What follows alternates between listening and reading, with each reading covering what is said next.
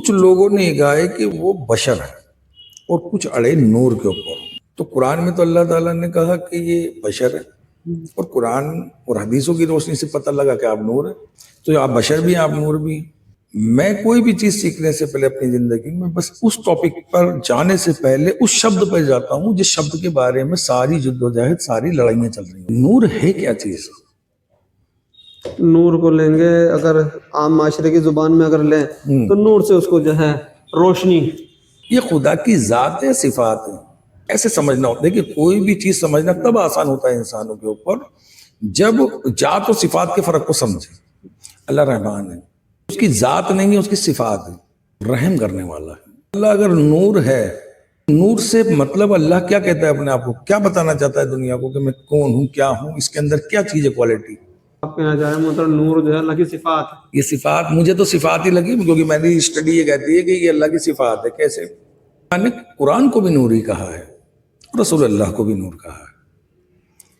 تو جو اللہ ہے وہ اللہ ہے، تو قرآن اللہ نہیں ہو سکتا، اللہ کا کلام ہو سکتا ہے. اور جو اللہ کا کلام ہے اور اس کو لانے والا خدا نہیں ہو سکتا. تو اس کا مطلب یہ ہوا کہ خدا تو نہیں ہے نور، یہ کوئی صفات ہے. جیسے اللہ تعالیٰ نے اپنی ذات کے لیے کہا میں رحمان ہوں، اور پھر اللہ کے رسول کے لیے کہا رحمت العالمین بنا کر آپ کو ہم نے دنیا میں بھیجا ہے. یعنی ایک صفات آپ کو دی اس دنیا کی تمام رحمتوں کے لیے. تو وہ کسی کو بھی دے سکتا ہے اپنے خزانے میں سے جو اس کے اندر صفات ہیں، ان صفاتوں میں سے جو صفات وہ جس کو دینا چاہتا ہے وہ دے دیتا ہے. کسی کو غنی بنا دیتا ہے، کسی کو سخی بناتا ہے، کسی کو جبار بناتا ہے، کسی کو قہار بناتا ہے. تو وہ اپنی کوالٹیوں میں سے کسی کو جو چاہے وہ دے دیتا ہے. ایسا میرے سمجھ میں آتا ہے. دوسری بات میری یہ سمجھ میں آتی ہے کہ اگر آپ کبھی بھی اس نور کو ترجمہ کریں گے پورے قرآن کا، جہاں جہاں نور لکھا ہوا آ رہا ہے بس اس کو ریپلیس کی دیجیے علم سے، تو آپ کو آٹومیٹکلی سمجھ میں آ جائے گا. اور میں نور کو علم کیوں مانتا ہوں؟ ایک اندھیرا کمرہ اگر اس میں روشنی نہ ہو تو آپ بے علم ہو جائیں گے.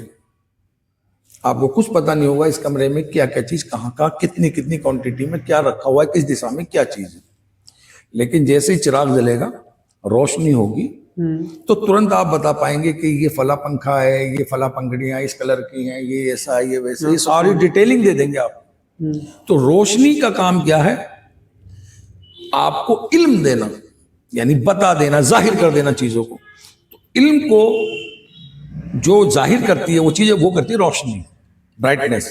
تو جیسے ہی اللہ تعالیٰ نے نبی کریم صلی اللہ علیہ وسلم پر اپنا نور طاری کیا، یعنی اپنا علم طاری کیا، تو آپ نے قیامت تک کی باتیں بتائیں، آپ نے جنت و دوزخ کا ذکر بتایا.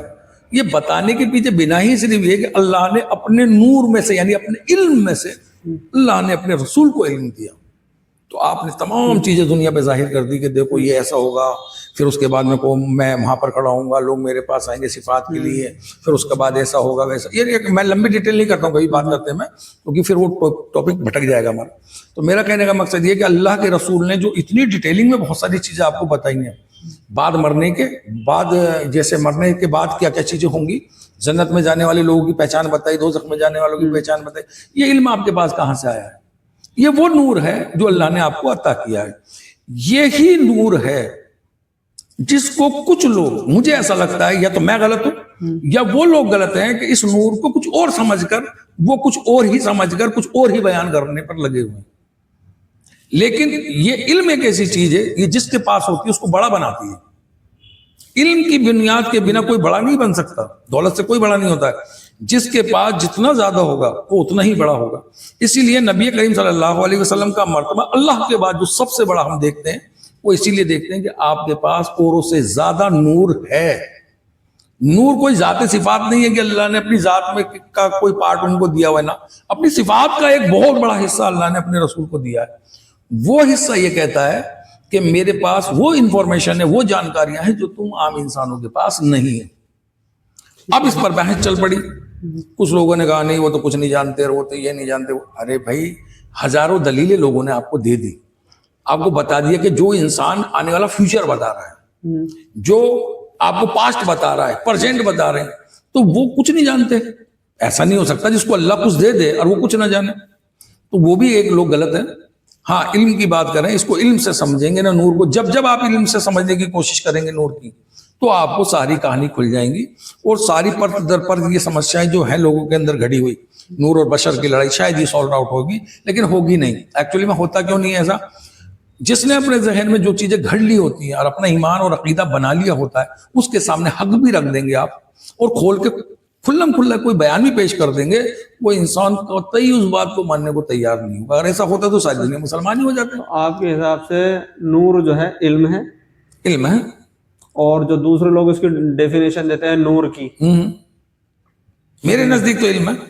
باقی وہ نور سے دوسرے لوگ کیا مراد لیتے ہیں پھر اس میں جو ہے الگ الگ فرقے والے جو ہیں؟